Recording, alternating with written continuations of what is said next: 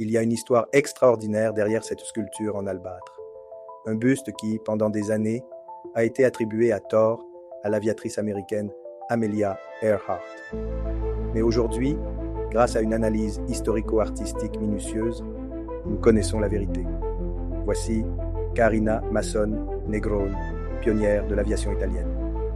L'œuvre a été créée entre 1934 et 1938 par le maître Armando Michelotti, sculpteur de Volterra, une ville avec une longue tradition dans le travail de l'albâtre. L'albâtre naturel Scaglione, travaillé avec une grande maîtrise, met en valeur la lumière et la transparence de la pierre. Regardez les détails, l'expression déterminée, l'uniforme d'aviateur, les cheveux attachés avec précision. Mais qui était Carina Massone Negrone ? Née à Bogliasco en 1911, elle obtient sa licence de pilote en 1933, devenant ainsi l'une des premières femmes italiennes à voler. En 1934, il établit son premier record d'altitude en atteignant 5144 mètres en hydravion.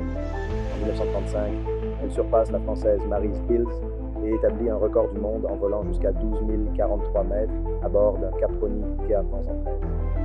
Un record extraordinaire, resté invaincu pendant des décennies. En 1954, lors d'un vol de Brescia à Luxor, il parcourt près de 3000 km en un peu plus de 13 heures, à une vitesse moyenne de 299 km par heure. Il participe à des missions internationales, à des compétitions prestigieuses et devient président de l'Aéroclub de Gênes.